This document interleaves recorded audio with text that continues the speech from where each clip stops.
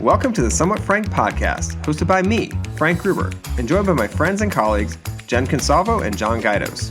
This podcast explores the latest trends and advancements in technology and business, including emerging startups and how they shape today while looking forward towards the future. We also enjoy testing new gadgets and products and sharing our findings too, along with our favorite pop culture picks like music, books, and what we're streaming. This podcast is produced in collaboration with our company, Established. Ready to dive in? Time to be somewhat frank. Welcome back to the Somewhat Frank podcast. I'm Frank Gruber, your host. Thanks for being here. On this exciting episode, we've got a lot to talk about. There's a possible signal of life in a distant planet, which is very exciting. We also are going to be talking about lab-grown teeth, as well as the Midwest has a rise in AI data centers. It's becoming a hub. And then I'm going to give you a little bit of an update on what happened out in Colorado Springs at the Space Symposium. A lot of space things, obviously. I met with space people, so very exciting stuff. Today I'm joined by Johnny Good Times Guidos, Simon the Machine Kahan, and we're going to go around the horn real quick. Johnny, what have you been up to? Hey, everybody. My wife and I, we went down to Nashville, Indiana this past weekend. We stayed at the Story Inn, which is like a nice little cute bed and breakfast. It used to be a a general store, but they have now they have little cottages, private cottages out there, and it's supposed to be the most haunted hotel in Indiana. But I'm sorry to report that there was no signs of paranormal activity when we were out there. But it was very cute, nice little getaway for a day or two. Very cool. That sounds really fun. So you didn't see any ghosts while you were there? No, we didn't. Unfortunately, I was goofing around and acting like we did, but no, we didn't see or hear anything. The cottage we stayed in was a new cottage though, so that might have been it. Maybe the general store is what's actually haunted, but no, we didn't see anything.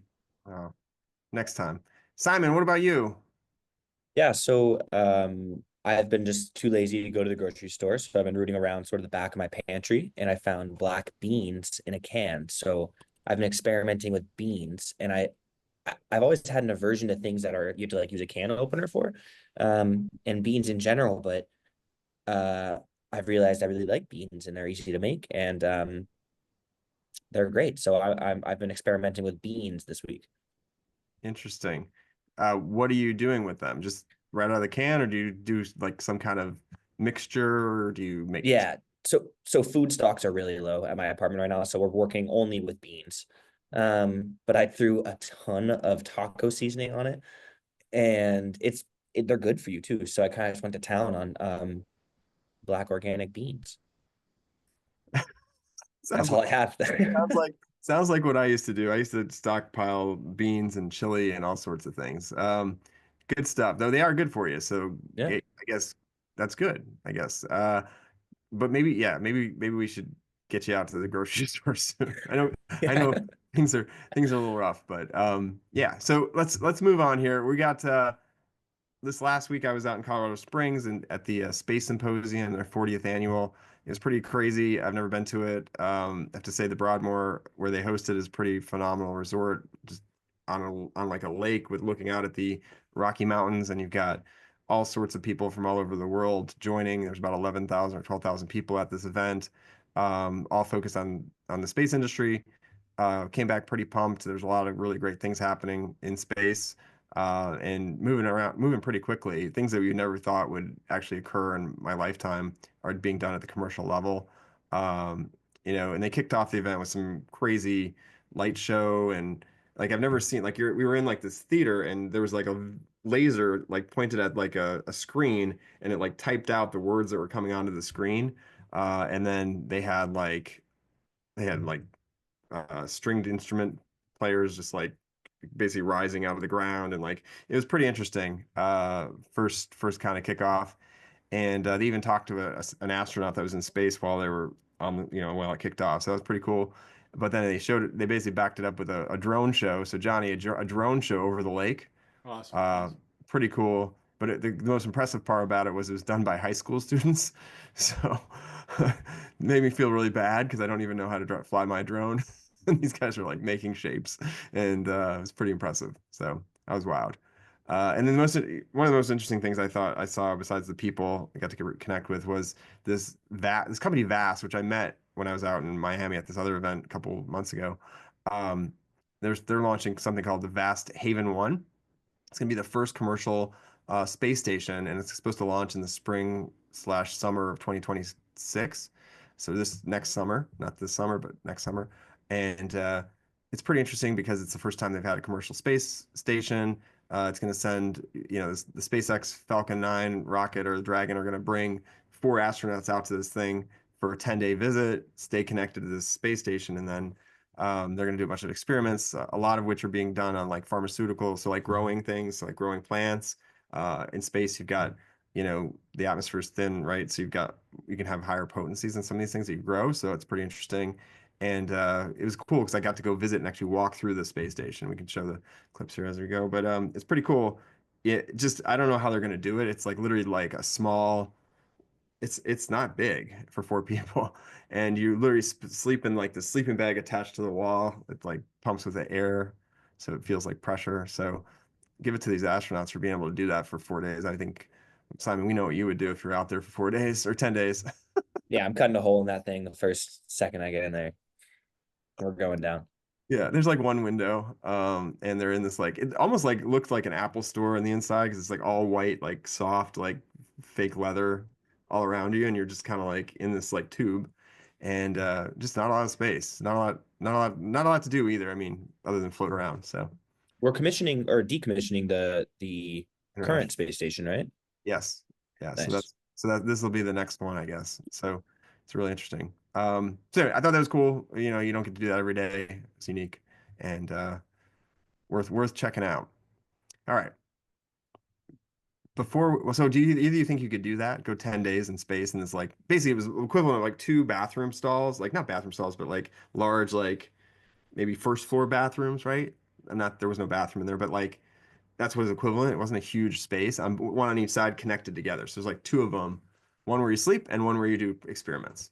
Was there a private bathroom per? So there's like, was Hmm. it a private bathroom? That's a big deal I don't breaker for even think I me. saw a bathroom. I think the Oh bathroom gosh. either it's either you just go. Yeah, I'm out. I'm done. or or No, I'm out. or is it on the SpaceX? It might be on the SpaceX rocket or spacecraft that gets you out there.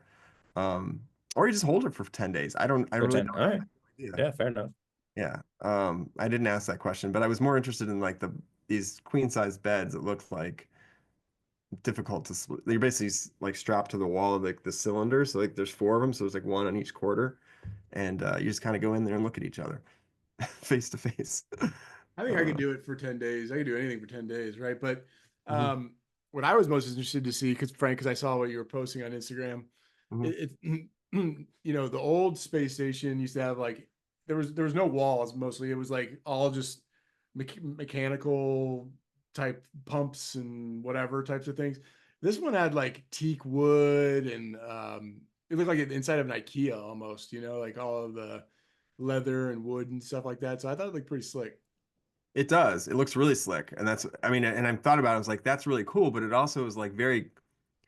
It wasn't warm. There's not. You're out Right. in space. It's freezing out there. Probably you don't really go outside. Go outside really, but you're probably gonna be searching for something organic, like warmth, maybe, because you're out there. That's my thought. I don't know if that's true or not, but it felt really like sterile. Sterile, Like right? a Yeah. doctor's office or something. But Yeah. maybe I'm wrong. I don't know. I don't know. I don't know if I could do it for 10 days. It would be it'd be a long 10 days Could of you do no it for sleep. 11 minutes? I could do it for 11 minutes. Yeah, let's talk about that actually. So, they had that launch recently, the first all women launch, right, of the Blue Origin spacecraft. Right. Pretty star-studded group of people were able to go up there for about 10 and a half minutes, including Katy Perry and a bunch of others. Could you do that? Could you do that? Do you think you could do that? Yeah, I think I could do that. Because Yeah. they just went up there, and I mean, not to downplay it at all, but it was more of like a trip, right? Less like a mission. Still like dangerous. I mean, you're on a rocket. I mean, your G-force is going to be kicking. Like you're going to feel it.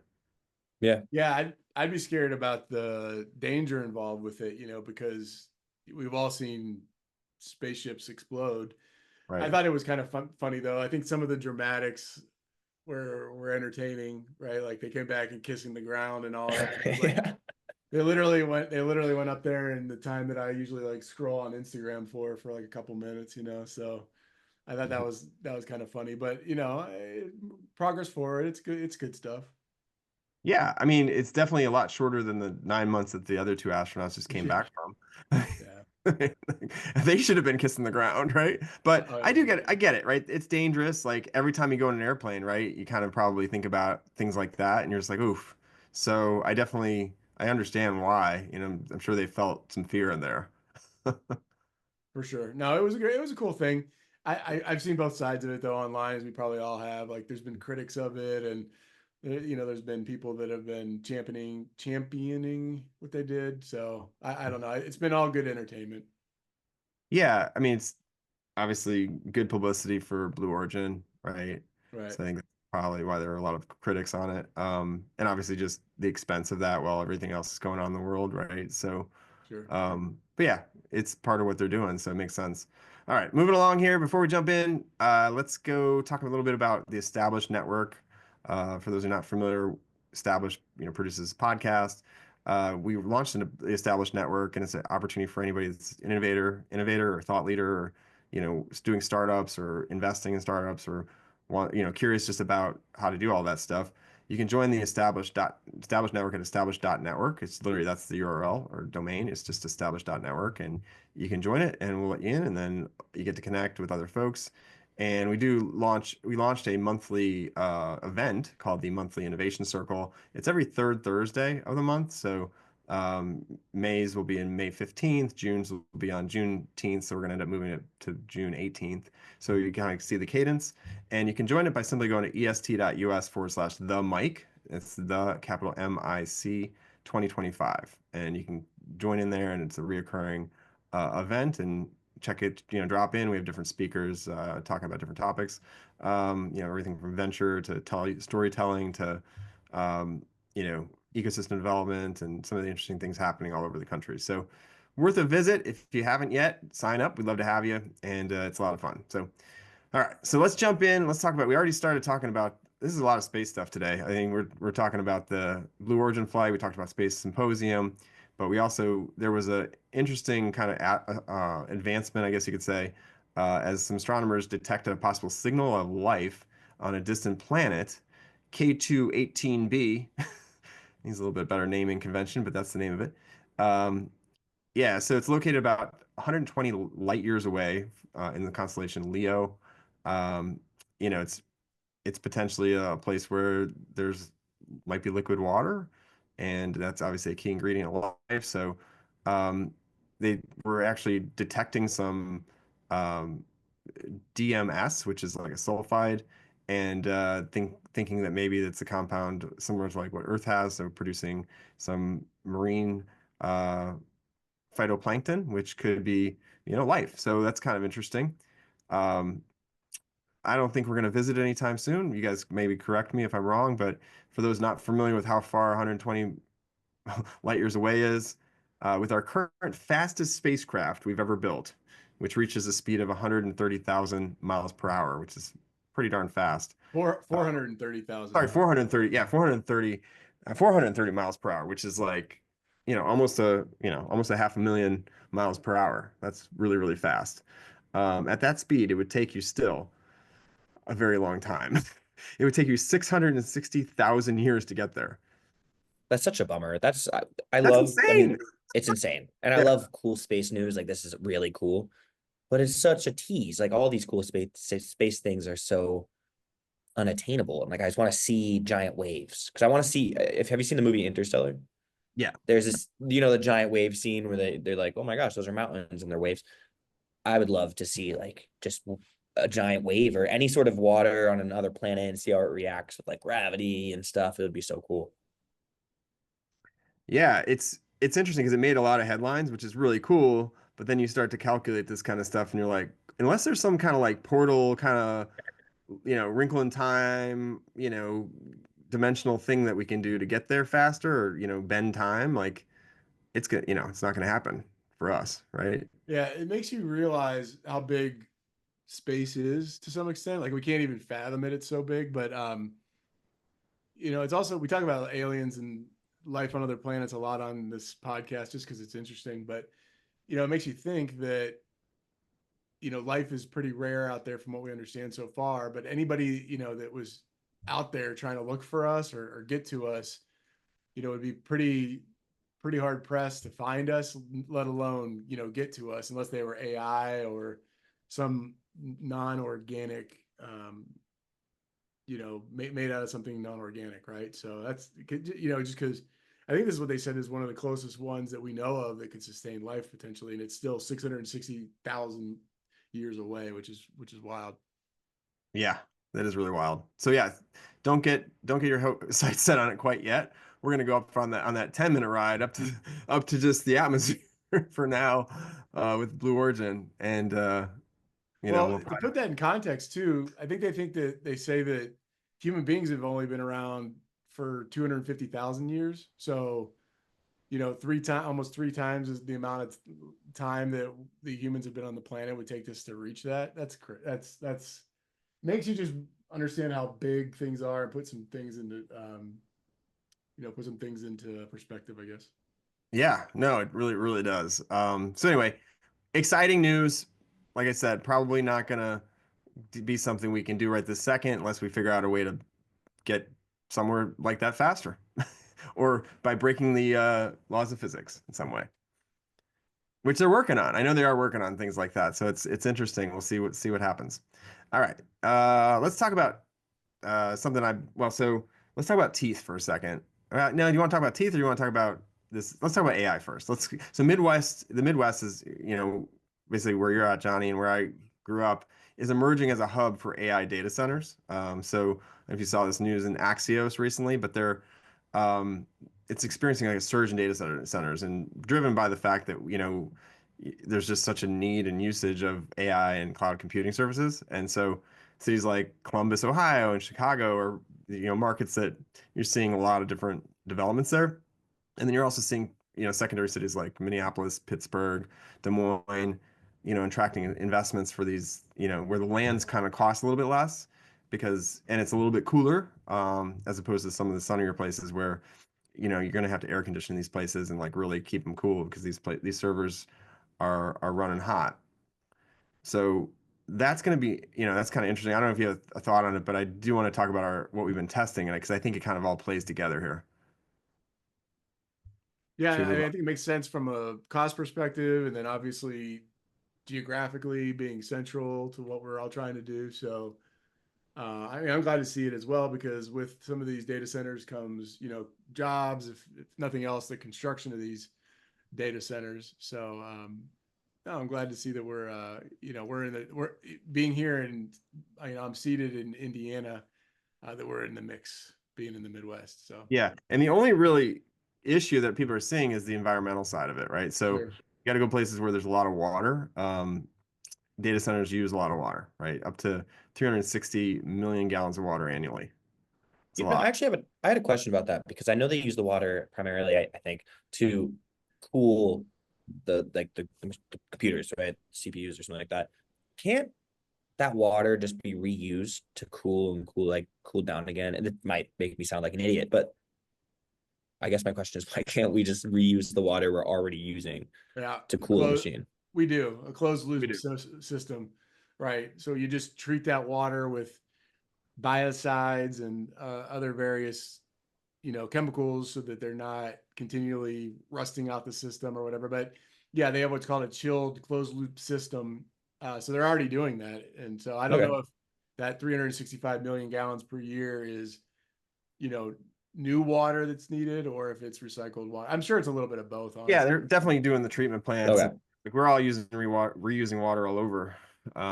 Even the water you drink, from, well, you do drink water from the New York tap? Yeah, Well, sometimes.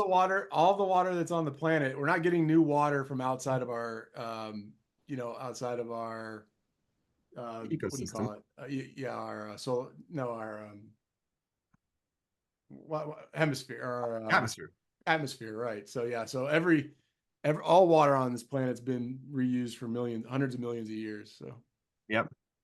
Yeah, and the crazy thing about that, I think I saw some meme about how some of that water might be dinosaur urine. yeah, where we were actually drinking it because everything's been recycled, Simon. So think about that next time you take a drink of your New York water. Cool. Well, Simon, you want to think about something weird. There's a lot of stuff frozen in the, Antarctic and um, the glaciers and those sorts of things, right? And so some of that stuff has been frozen for hundreds of millions of years and it's thawing out now. So who knows if there's a weird germ or some sort of life that's gonna Yeah, I've read do some about of those that. things, right? Like potential like prehistoric pathogens that might just go crazy. Yeah, That that's we're yeah scary. that we as humans are not set up for to defend, so that's another thing to keep you up at night. Yeah, Cool, cool. I don't need anything else to keep me up at night, but I'll be thinking about that one. So thank you.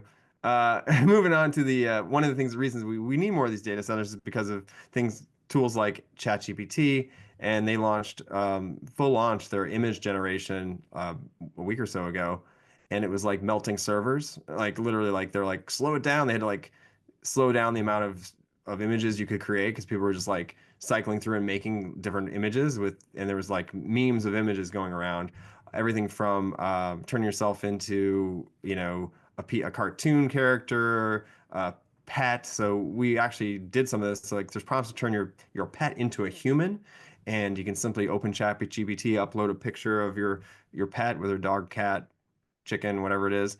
And in the chat bar, you just create an image of this animal as a human. And sure enough, it creates it in the likeness of a human and then asks some follow-up questions about maybe its vibe. What kind of vibe does it have? What kind of personality? Is it male, female? What's its how old is it? And then it creates these images. And so that's been kind of circulating. Not to mention it's also, you can see images of yourself turn into an action figure or a Muppet or I don't know, John, what else have you been doing over there? Yeah, I've been goofing around with it a little bit, like for my family and friends and stuff like that.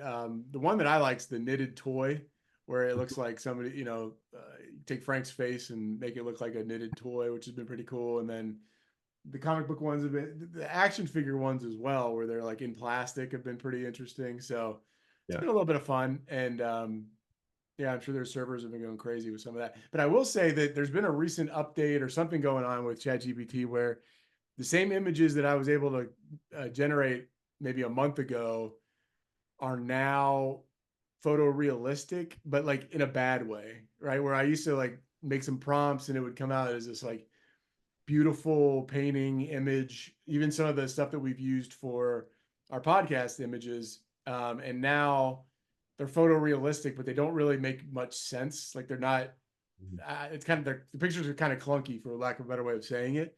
So we'll have to see if we can get back to what we were doing before. But right now, I'm not really too happy with the images it's been producing. So it's regressed. Somehow it's gotten less good.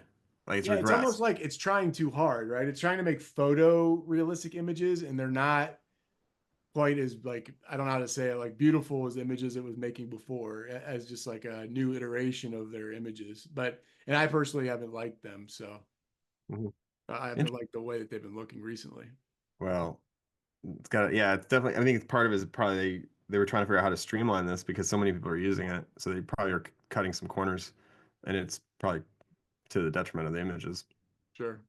All right, so that's been kind of fun, but that's why more, more data centers are needed to kind of allowing us to create these images, right?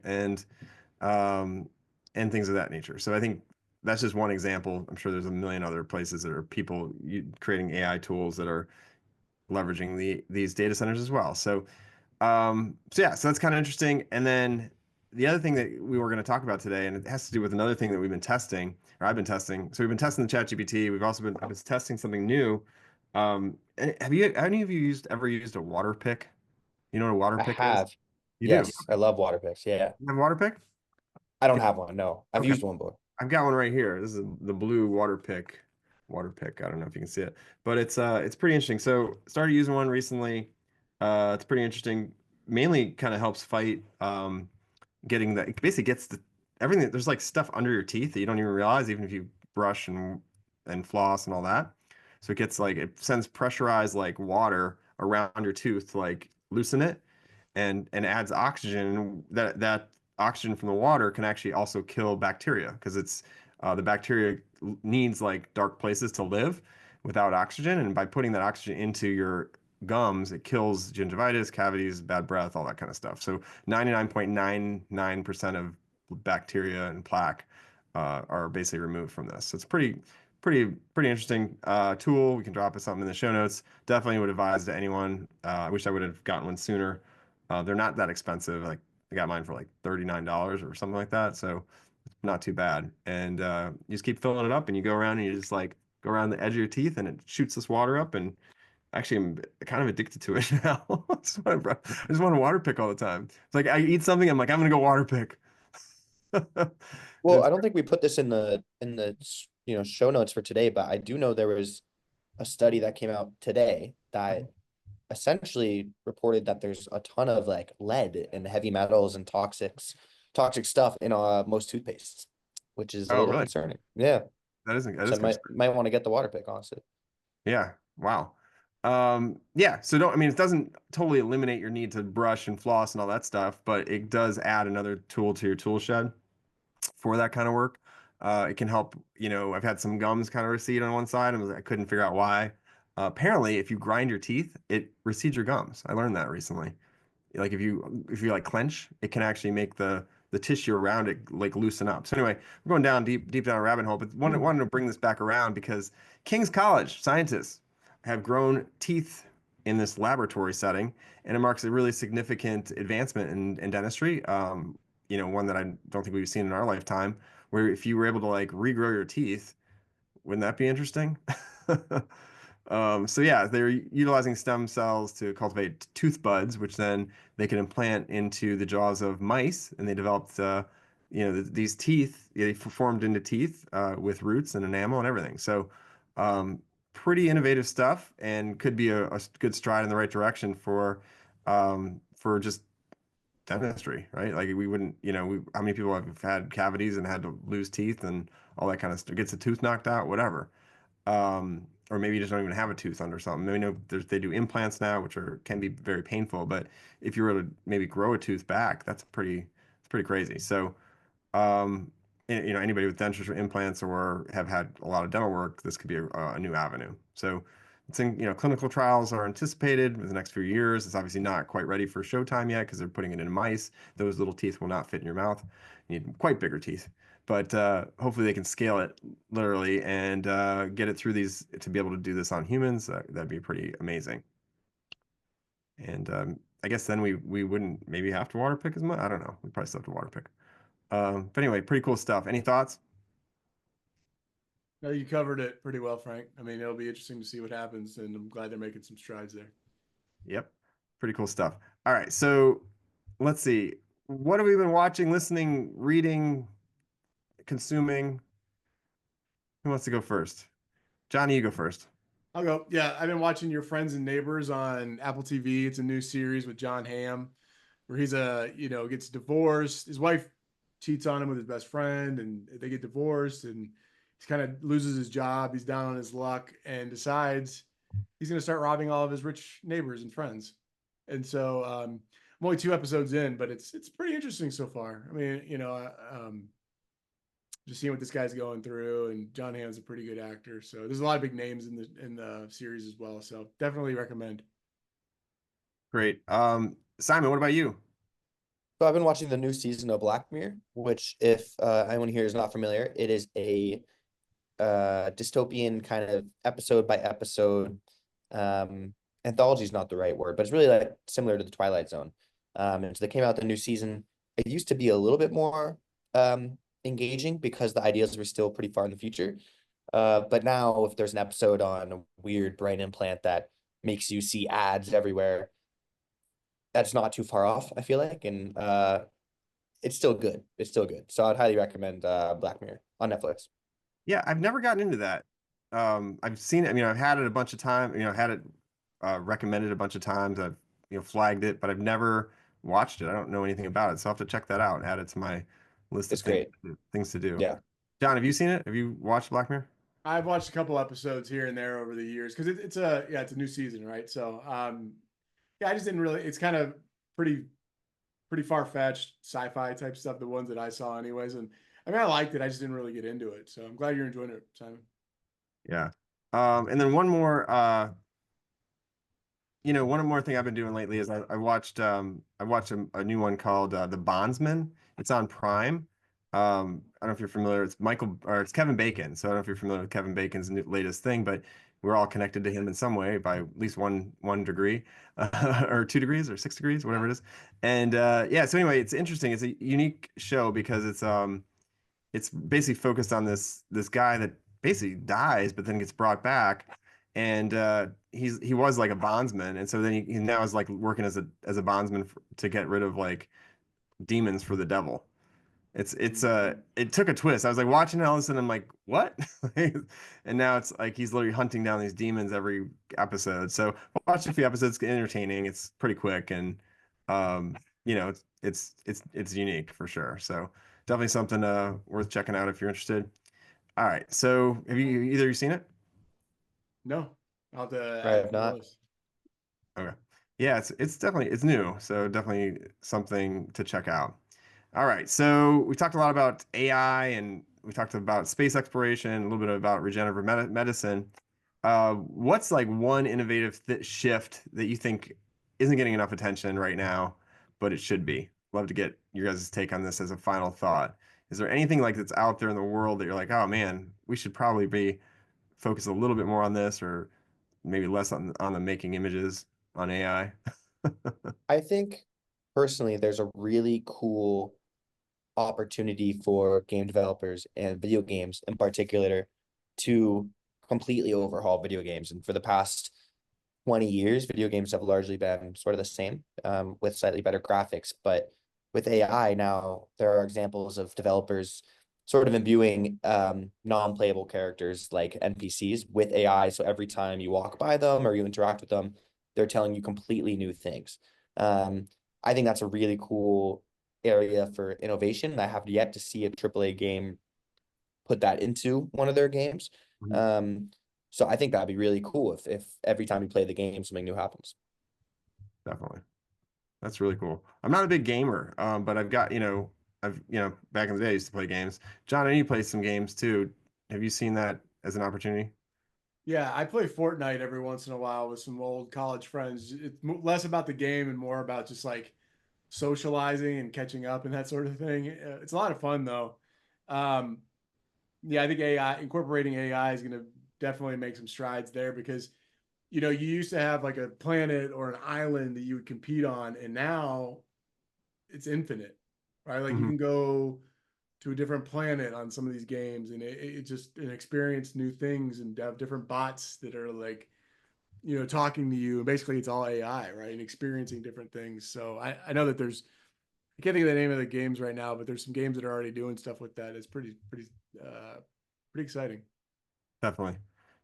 Did you have any thoughts on the question or you want me? The first thing that came to mind, and I know I'm not answering your question, was I had a great business idea the other day. I felt like Larry David on Curb Your Enthusiasm or Seinfeld, because we're having Easter that's coming up here, right? And it'll probably come out before this episode gets published, but uh, that we have rotisserie chickens at Costco and at Kroger and different grocery stores and stuff like that. Why don't we have rotisserie chickens or rotisserie hams for the holidays? I think that'd be a great great opportunity because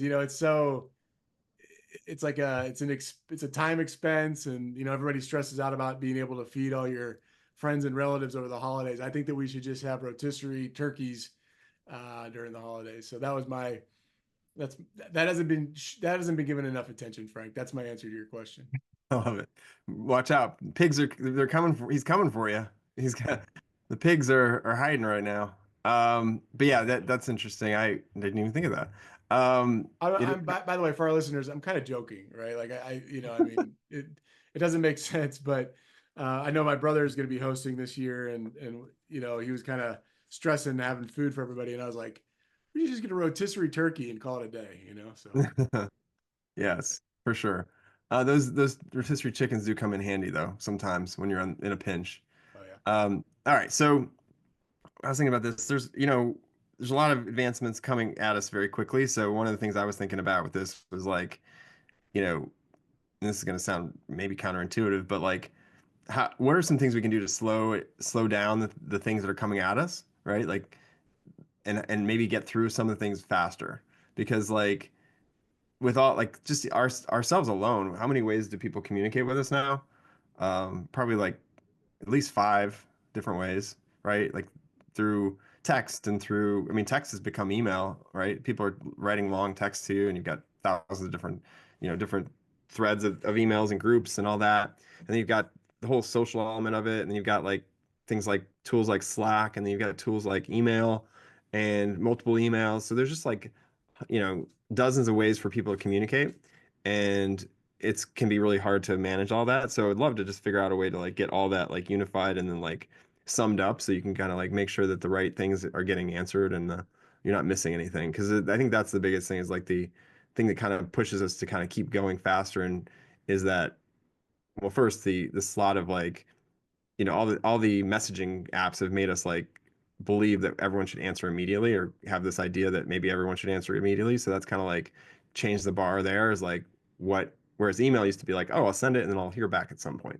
Right. Now it's like we're waiting for like or it's like there's no you just kind of expect immediate like gratification with all these things. It's not rather than asynchronous. So I think that's a change in just like culture. And then now on top of it, you've got all these different channels. So that can really compound quickly um and to the point where I'm granted you don't have to answer everybody, but like it does add to like your stress level. I think like if you aren't getting to everything. So I think like how do you how do you create something that can kind of streamline all that? So that's my thought. I mean, there's a lot of AI tools and things that I've used that kind of does some of that stuff, but it's each on its own platform. And I don't know if there's a way to like unify it all in one place, but it'd be pretty cool if you had like the dashboard of like all my things, you know.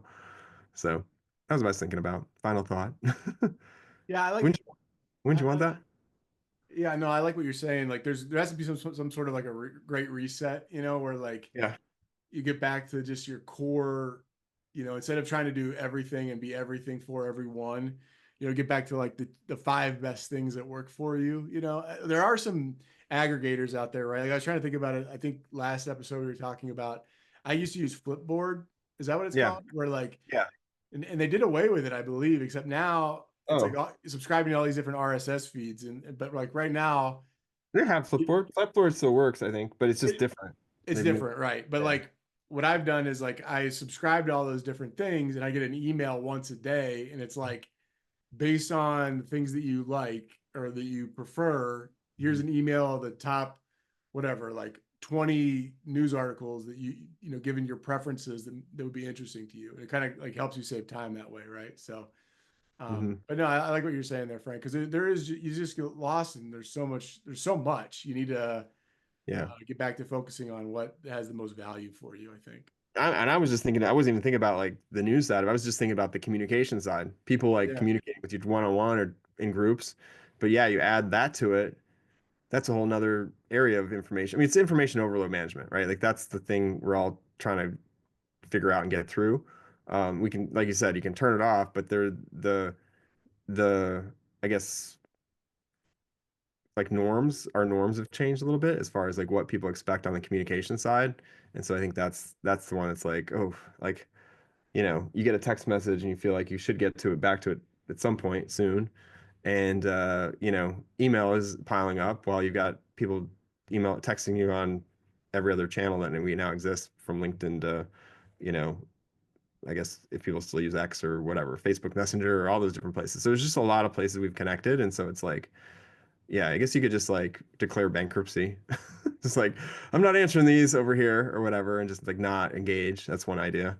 The other is like, is there a way to like streamline it in a better way? I don't know if I'm explaining that correctly, but I'm just trying to think about how do you get through it, you know? Yeah, no, it makes sense. Things have changed so rapidly in just our lifetime. I remember in our professional lifetime, I remember being a new lawyer out of law school back in the mid, let's say 2005, 2006. We were still writing letters, right? Right. Like that was our main form. And, the law is very antiquated and has come, made leaps and bounds since then. But, um, think about that, right? I mean, that's how we used to do bit. Think about when you're watching a rerun of Seinfeld. I mean, they didn't have cell phones back then or text, right? It was either fax, you writing letters or making phone calls. It's almost like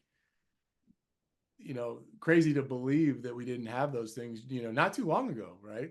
10, 20 years ago, stuff like that. And now you're at a point where you're just inundated with the amount of communication you're receiving. So streamlining that receiving and responding, I think there's a huge opportunity there. You're right, Frank. Yeah. And I do use things like to kind of stream like the emails. So like smart AI kind of things like smart superhuman, right? Is an app you can get, and it's a paid app. You can help kind of streamline it. Google's trying to do things with their Gmail to kind of change the boxes, but then you do end up putting things in different places and you do miss things, right? They're moving things around, so you aren't seeing everything all the time. And even Apple's got their app has kind of now changed to the point where on the email side anyway. But then, compound that with like messengers and like messages coming in on text or WhatsApp or all the different places. So like there's always a ping happening, right? And you're like, okay, where did that come from? Oh shoot. Okay, I got to get back to that at some point, you know? Yeah. So Well, Frank, anyways.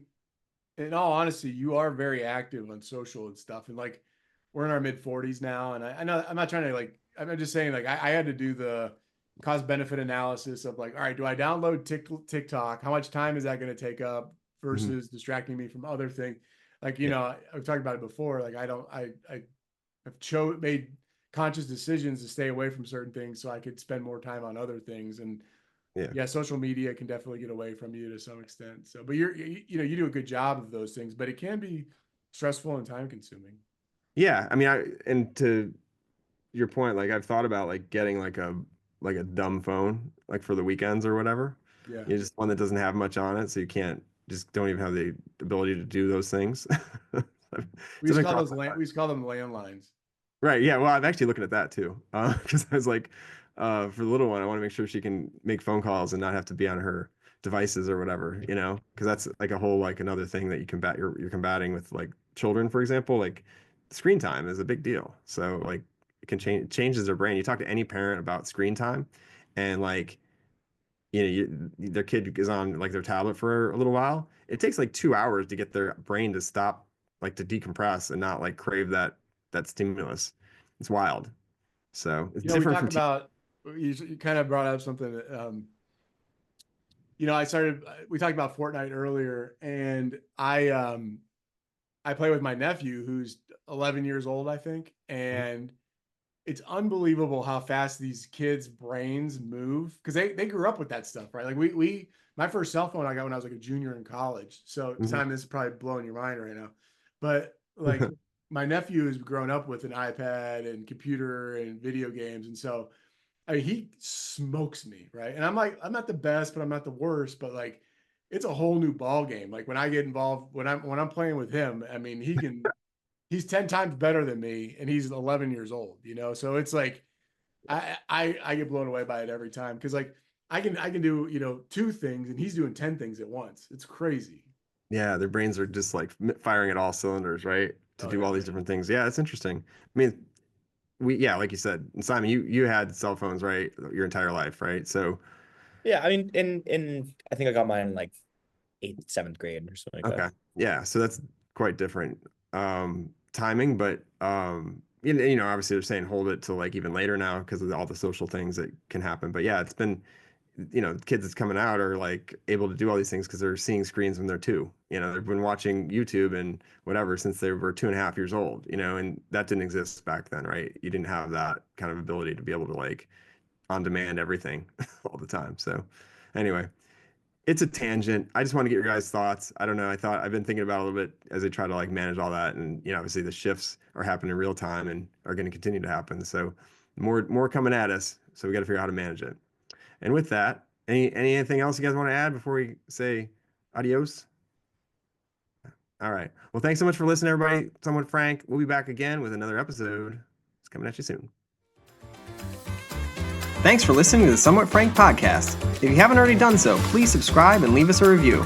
We love the feedback and are grateful to have you as a listener. Have a great day.